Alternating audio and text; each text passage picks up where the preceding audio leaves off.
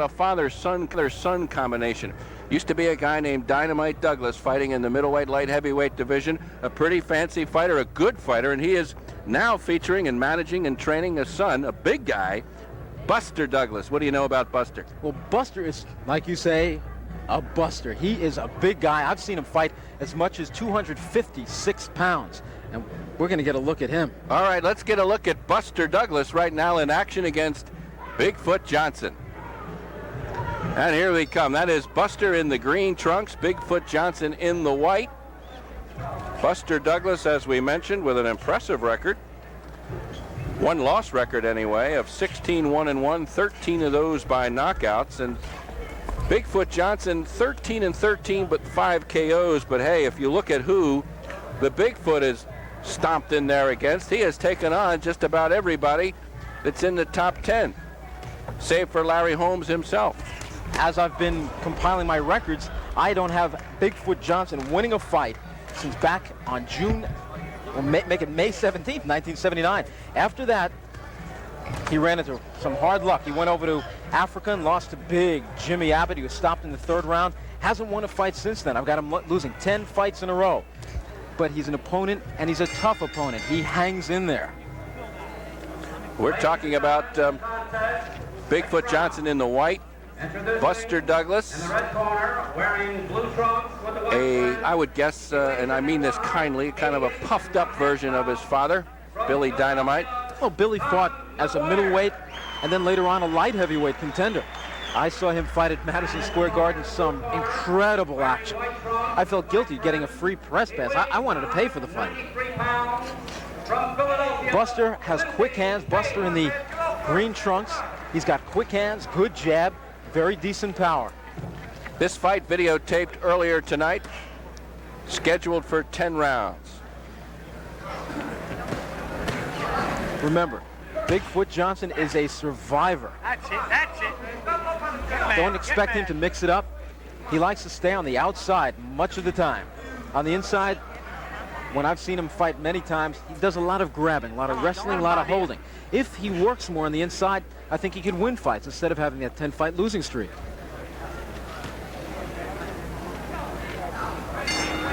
$236 pounds or 37 pounds for Johnson, 246 for Douglas. That's too big for a fighter, I think, unless you're about 6'10". Well, it's obvious that Buster Douglas can take off some weight. It looks like he's been hitting the refrigerator more than the heavy bag. Buster Douglas, as you look at your screen on the right. Hey, but we make fun of him. He weighs 246 1/4 tonight. Back in March, I saw him fight Leroy Diggs right here in Atlantic City. He weighed 252 1/2, so he lost 6 1/4 pounds. Let's not make so much fun. A lot of sit-ups. Got a lot more to do, too. Kind of a digging right hand, as you saw there, into the body of Douglas by Johnson. Come on, Dave. Come on, Jimmy, hit him.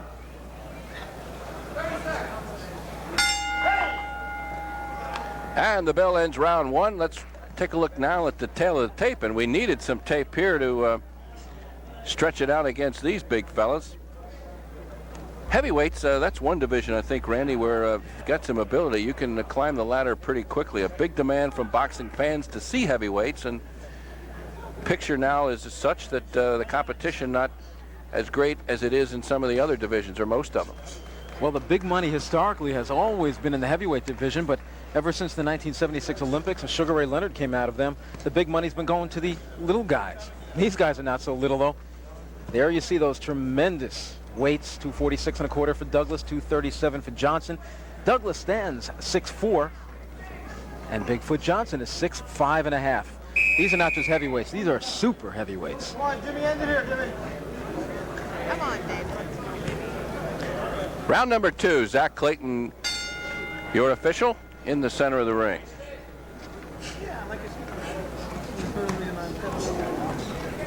Buster Douglas has fought almost exclusively in the Midwest. He's had a couple of visits to Atlantic City. They only began recently in 1983, but prior to that, fighting a great deal in his hometown of Columbus, Ohio, Indianapolis, Toledo, that area, and you don't really find a great level of competition out there, do you?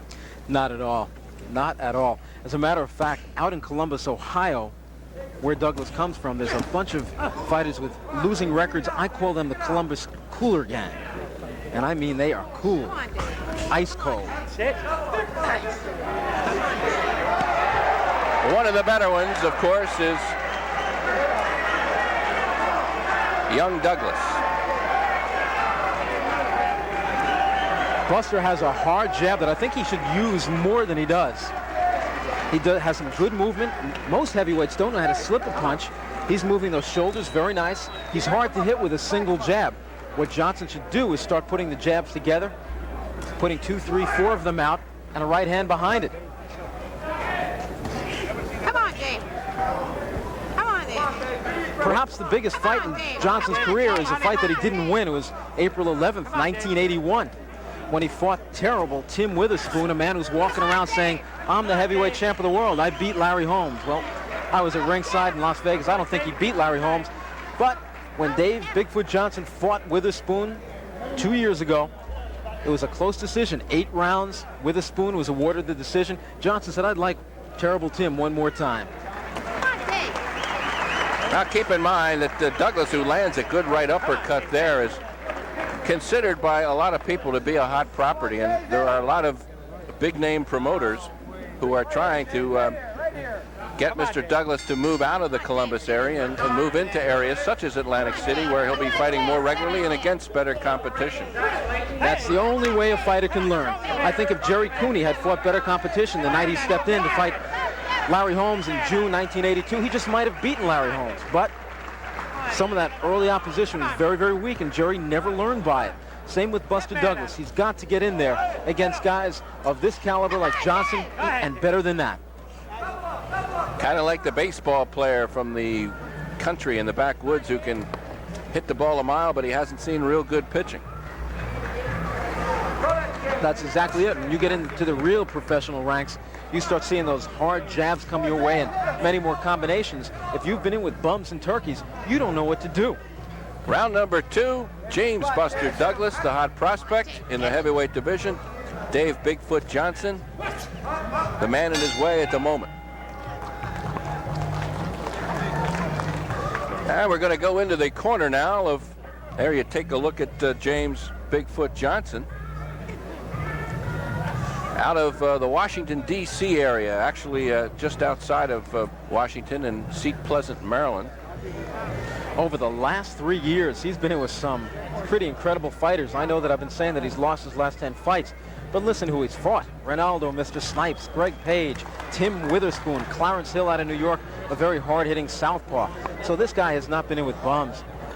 He could have just as easily gotten in with the bums and won those fights, but no, he took a few more dollars, got in with the real good fighters, and now he's got himself a very mediocre record.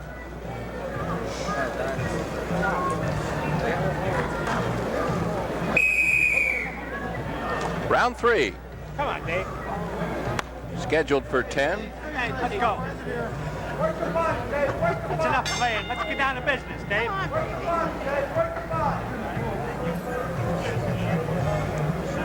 Buster Douglas in the green trunks, already beginning to perspire heavily. I'm surprised it's taken them this long to heat up, because both guys were warming up for quite a while in their dressing rooms. Come on, Dave. Johnson, I would suspect, Randy, a tough guy for a young, inexperienced fighter to take on, because look at him. He doesn't really move in and make you do anything. He's kind of a reactor and not a very active reactor. You hit him right, he won't. He knows what he's doing. He knows how to defend himself in the ring, and as I called him earlier, he is a survivor. Back in February, he took on undefeated Joe Thomas. Everybody's talking about this heavyweight out of New Jersey, and Joe Thomas was expected to just blow Johnson away. And you know what? It was a tough fight for Joe Thomas. He narrowly won an 8-round decision because Johnson knows his way around the big rings of Atlantic City. Thomas, one of the young prospects from the Norristown, Montgomery County boys area, the boys club area. We've seen a stablemate of his quite often here on Prism, Steve Traits. They were amateurs together in the same club.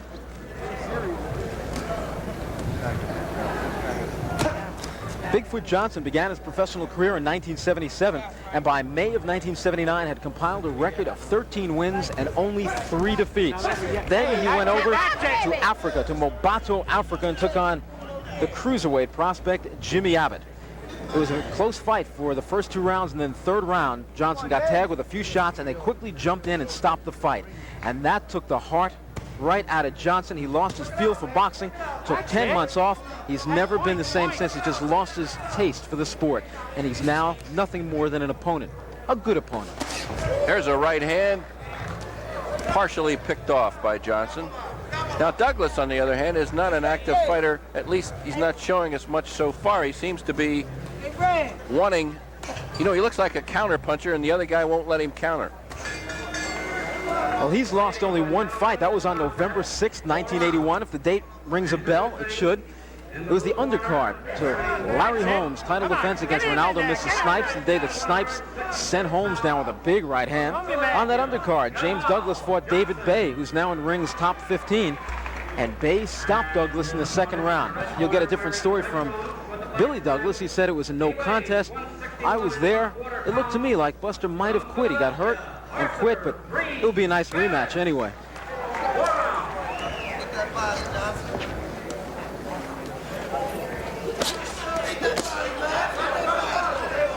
Johnson throwing 1 punch at a time, and Douglas easily able to dodge away. Let's tell you about our attraction next month on Prism, August 17th, the date, 9 o'clock, and Mike Rossman, who we've been featuring in past months, trying to make his way back into the thick of the light heavyweight division, taking on a former football player out of Pittsburgh, Robert White.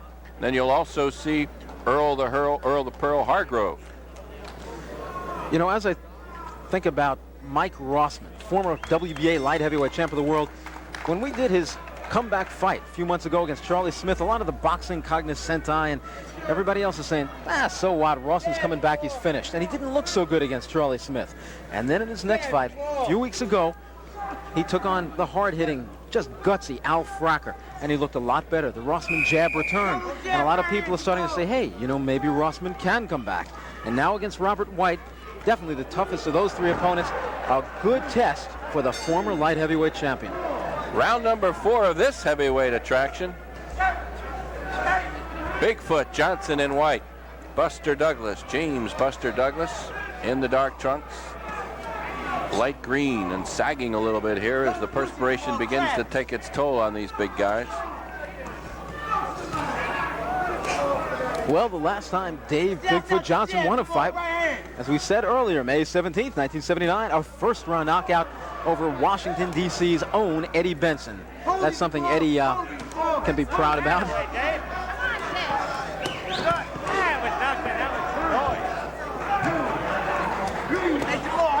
Left hand digs in there by Johnson, then it comes back with a right. But not really willing, at least so far, to mix it up with any fury. Neither guy is willing to stand on top of the others, and there is the first real flurry of the fight by Bigfoot. Get out here, Jamal, move! Move, Jamal! He wears size 13.5 shoe. I'd say that's Bigfoot enough.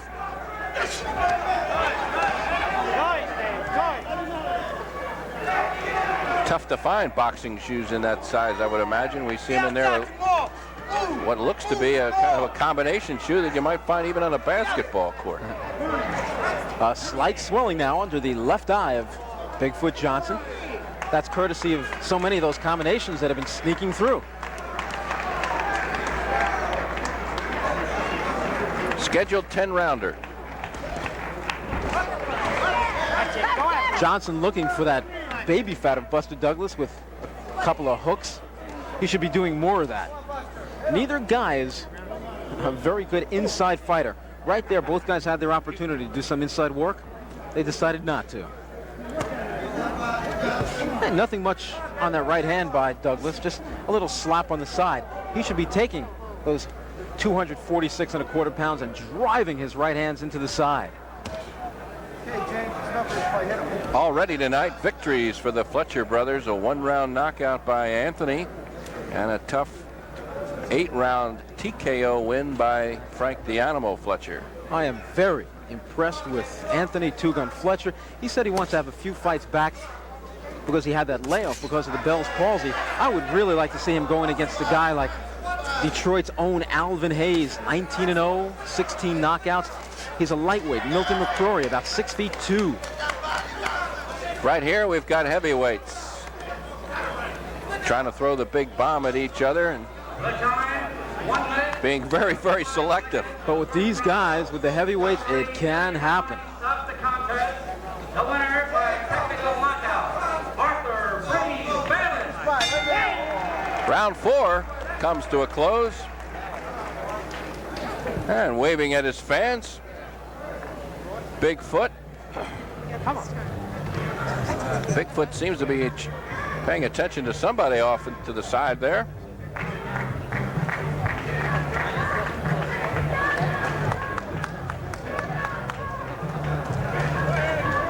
This is early in round number 4. Some of the action, some of those body shots that Johnson was looking for, looking to dig that left hook into the baby fat of the Buster man. There once was another big heavyweight by the name of Buster Mathis out of Grand Rapids. Whatever became of him, he certainly came on strong, and Joe Frazier put a stop to his skyrocket to the then vacant heavyweight crown, right? Right. In 1978, I believe it was the first, in 1968, the first heavyweight championship fight in Madison Square Garden. Buster Douglas at that time was a 250-pound sign painter. Today he is a 350-pound sign painter.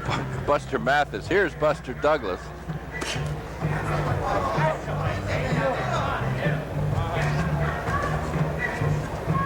You know, I think with enough work, Buster Douglas has the makings of, I don't know if he's ever going to be a world champion with some of the guys that are out there right now on their way up, like terrible Tim Witherspoon and Ronaldo Snipes and Greg Page especially. But he does look like he can make some money. He does have some talent. He can slip punches, and he uses both hands very well. The thing is, he's got to start using them more.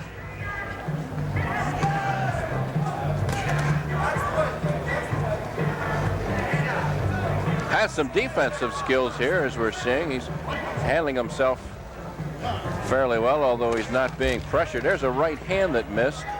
For Bigfoot Johnson, boxing is only a part-time occupation. His full-time occupation, he does body and fender work, and he does a lot of carpentry. And right now, he's trying to do some body work on Buster, looking for the body, but he's not having too much success.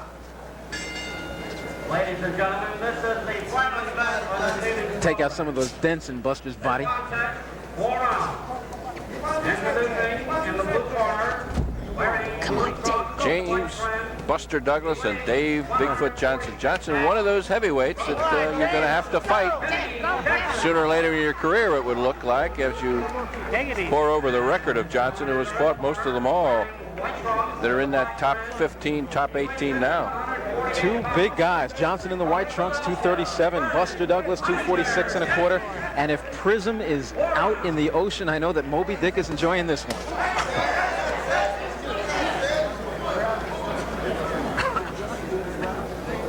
Once the winner. That's it. Keep jabbing, Dave. Too much posing on the part of both fighters. They're each letting one jab go at a time. They come back with a right hand. They're not letting the punches fly. Keep them running.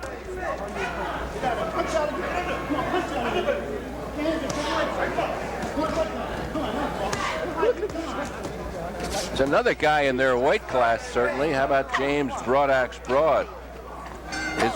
You know, and there have been some talk. There has been some talk that maybe Douglas is nearing a fight against the caliber opponent such as James Broad. What do you think? I would love to see that. James Broad is a much better fighter than a lot of people think he is. He's only lost one fight. That was earlier this year to the guy I call Smokin' Marvis Frazier, son of Smokin' Joe. And it was a heck of a fight, one of 1983's best fights. I'd love to see Broad and Buster Douglas. Dave, come on. Round 5 is over. And we'll get a look now at Billy Dynamite Douglas in the blue, the first man in the ring. I got a smile as he steps in the ring. He gave me such excitement so many times in Madison Square Garden. Made a lot of boxing fans as they watched him. He was a middleweight contender, light heavyweight contender. One of the greatest fights I've seen in Madison Square Garden featured him against Pedro Soto. Times have been tough for this man, though, in recent years. You see the record there. But in all fairness, he has fought a caliber of opponent much, much greater than that of his opponent tonight, Buster Douglas. And you know, some of those big guys didn't knock this man out. Tim Witherspoon, for example, went the distance. Ronaldo Snipes went the distance. Nothing wrong with guys like Leroy Caldwell and Randy Mack either. Both those guys can punch a bit. Greg Page, however, did KO this man in 6. Bigfoot And told me that's that. where we are now. Bigfoot told me Greg Page thumbed me in that fight. That's what happened. That, I don't know. A right uppercut partially lands there by Johnson. And Johnson digs away at the body, so the action heats up a little bit here in the 6th round. Bigfoot Johnson had an interesting story before. He fought Greg Page on October 2nd, 1980. And all he had on his mind was that one of his favorite fighters was fighting that night in Las Vegas. A guy by the name of Muhammad Ali was fighting Larry Holmes. But Ali, although is one of his favorite fighters, Larry Holmes is his favorite fighter. He said, I didn't have my mind on Greg Page. I just wanted to get back to the dressing room and watch the Holmes-Ali fight. You can watch these two guys and get an appreciation for how great a fighter Ali was. He could stay in there with both of those guys tonight and not get hit with a punch. He had the foot speed of a bantamweight, the hand speed of a featherweight. Just an incredible, a legend. These guys are like poultry in motion. Poultry or poetry? Poultry. Oh. P-O-U-L-T-R-Y. Two big turkeys. They have talent. Not much movement, though. This is like a real chess game between them, and I don't mean a Fischer-Spassky on a lower level. They're doing too much thinking, not enough fighting.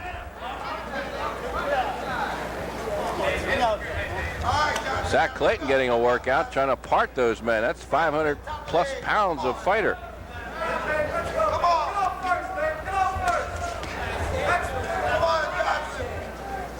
As an amateur, Buster Douglas had a record of 90 wins against 4 losses. Bigfoot only had 20 fights, and his amateur record almost equaled his professional record, 11 wins, 9 losses. 6th round, we're scheduled to go 10. One thing that Bigfoot told me he is very good at, he said, I'm a great sculptor. You can give me some clay or plaster of Paris and I can mold things. Well, he's got to do a little more work if he wants to mold himself a victory here tonight.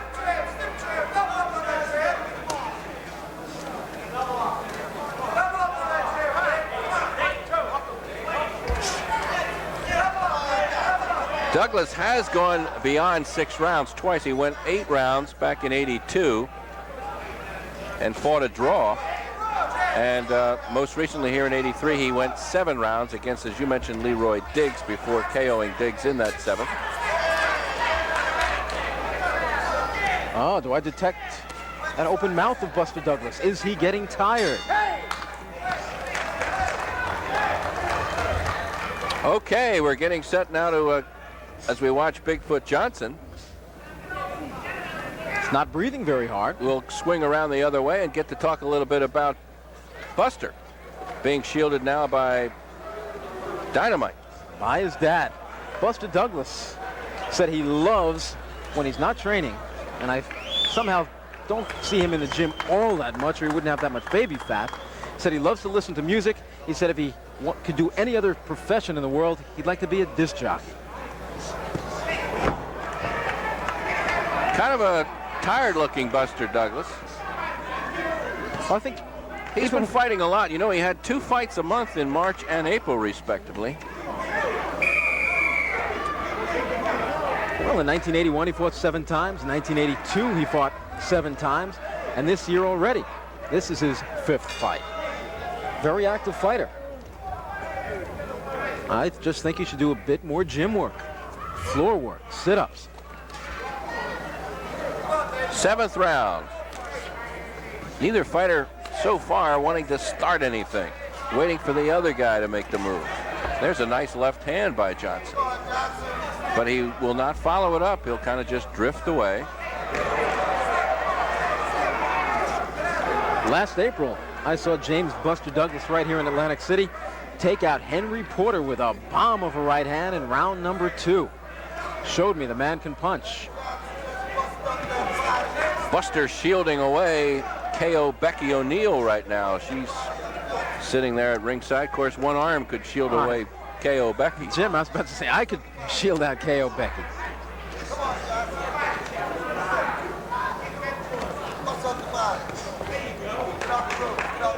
KO Becky, of course, the manager of World Bantamweight champion Jeff Chandler, who happens to be the cover boy this month of Ring Magazine. Jeff is moving on up into the featherweight division, wants to test out the fighters over there, see if he can take himself another title. I think he should stay where he is. Heavyweight, not quite action, I guess, to fairly put it. No, these guys are not quite as quick as Jeff Chandler. But they do have power, and one punch from a heavyweight can do it. The thing is, these guys are not exactly willing to mix with each other.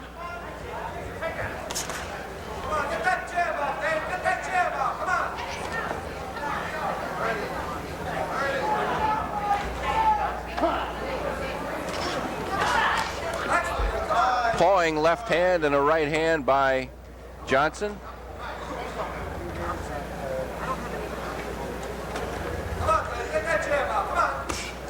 A slapping left hook by Johnson. He should start putting those punches together. He's got a good hard jab that he is just not using.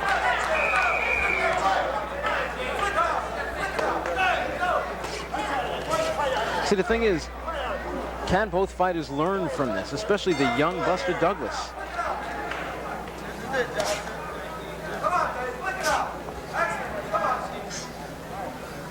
Buster, 23 years old, Bigfoot, 25 years old. But the thing is, Bigfoot doesn't have much of a future, I think, in front of him. Buster does. And if he learns from this fight, that's what counts. Even if he should lose the fight, as long as he learns. Final seconds here of the 7th round.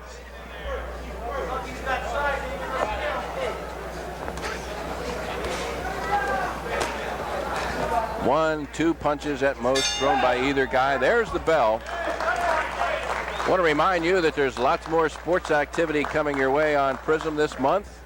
The Phillies, surprisingly, right in the thick of things in the National League East after all their early season problems, but they've gotten themselves together, pulled a little bit together, and are barely trailing the Montreal Expos right now, and have already gone past the St. Louis Cardinals all in the past month. Of course, the Cardinals having their troubles too, but you'll be able to see lots of Phillies baseball. The Atlanta Braves, for one, coming in this month. Fun to watch team with perhaps the finest player in the National League right now, outfielder Dale Murphy. Might get some argument from Mike Schmidt fans on that one, but that's what baseball is all about. Murphy certainly having some impressive numbers this season. Okay, fellas, let me have it, Tony. Come on.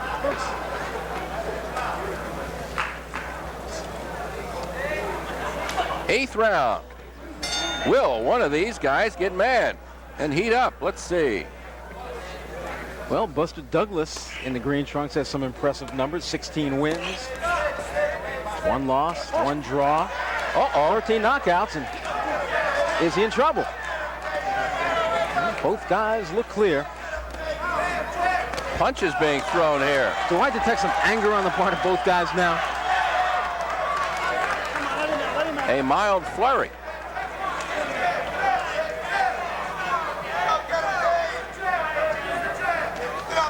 I think if this is scheduled for not just 10 rounds, 12 rounds or 15 rounds, these guys would do this all night long.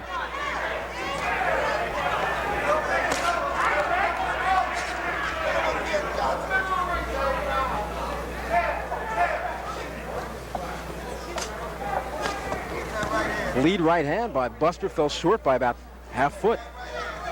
He's got to use that super left jab of his. I don't think he realizes how good it is. He seems, I think, puzzled as to how to handle this guy.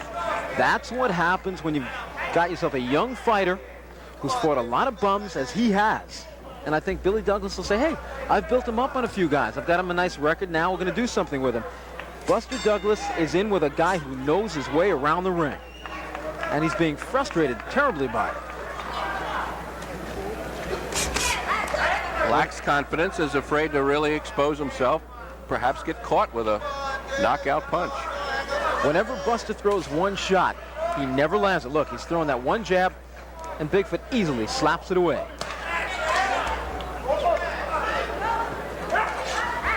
And same thing with Bigfoot. He's throwing that one shot, lead right hand, one jab, nothing is landing.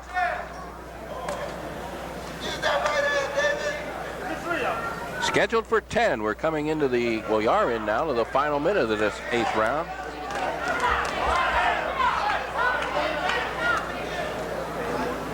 And a busy Zach Clayton parting the fighters once more.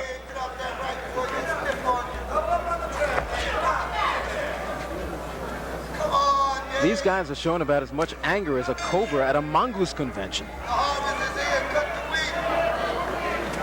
No anger at all. No willing to mix it up at all.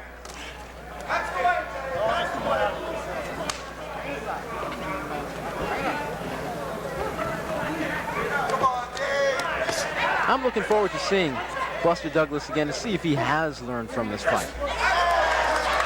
I'm sure Papa Billy's going to take him back and say, where's that left jab?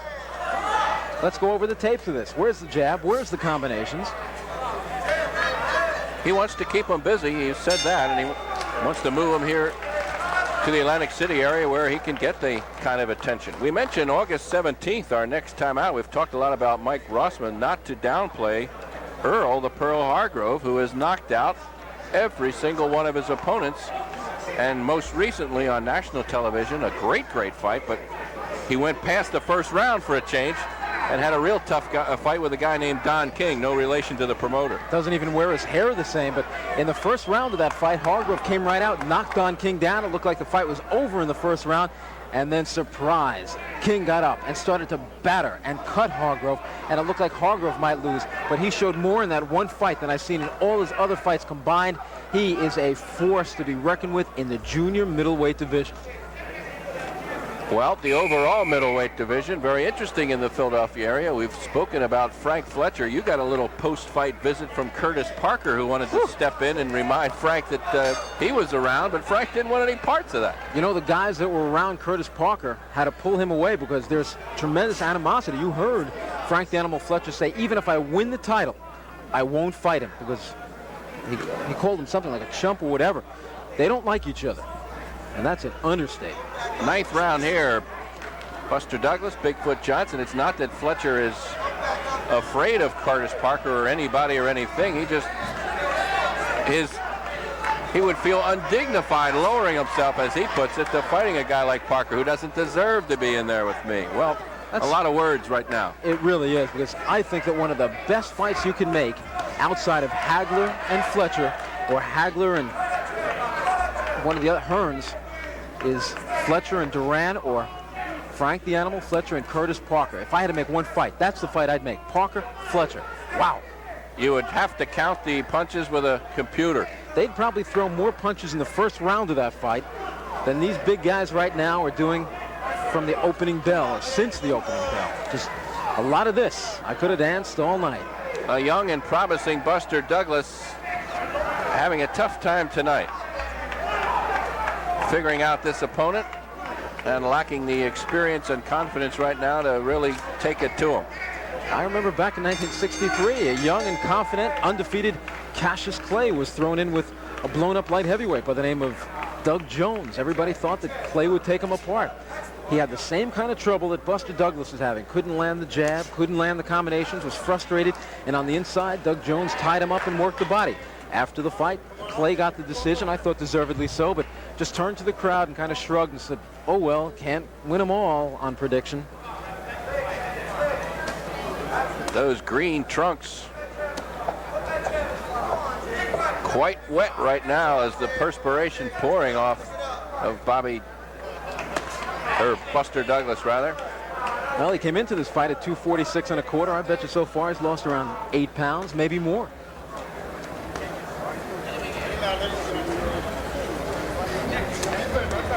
We're in the 9th round, scheduled to go 10. Doesn't appear like either man can muster enough offense here to take the other one out.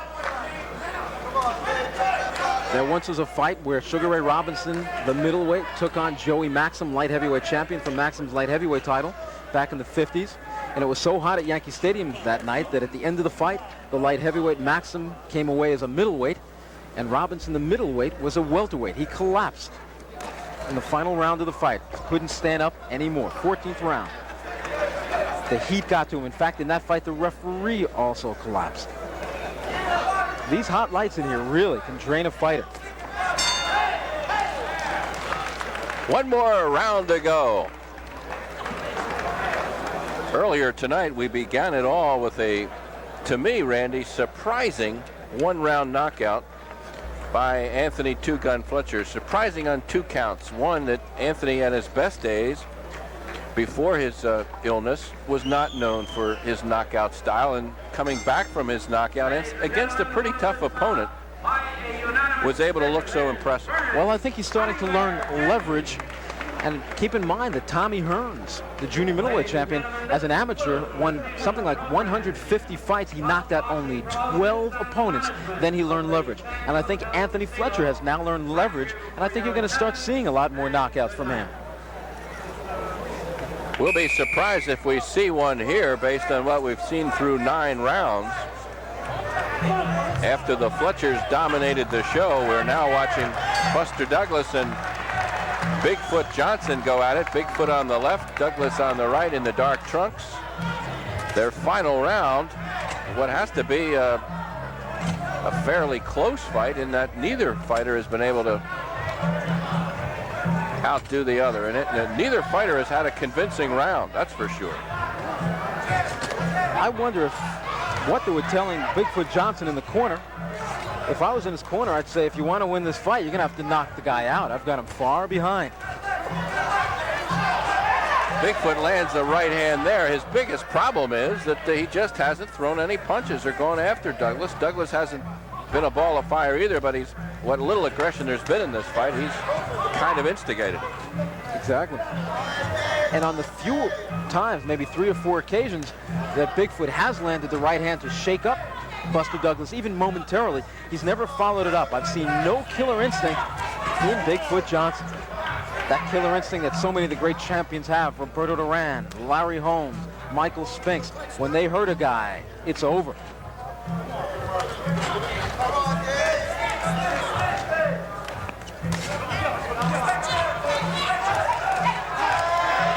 Tenth round, and you see the mouth wide open there on Buster Douglas.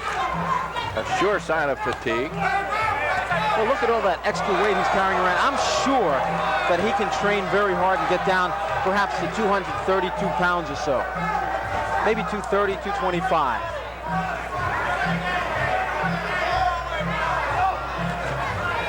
Crowd just begging for some activity here. Still, there's a void in that lower portion of the heavyweight division, around number 25, 30 in the world. The guys are not that talented. And I think if Buster makes up his mind that he is a talent, that he should train hard, you're going to hear a lot more from him.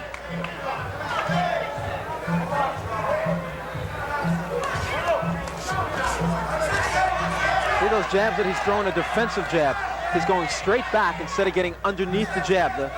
A sign that he still has some learning to do, plenty of learning. You don't pull straight back from an onrushing locomotive. You step off to the side. I think we have to go all the way back to round 1 where a punch was thrown that looked like it might do some big damage. After that, it's been a very cautious, slow-moving battle of giants, meat giants.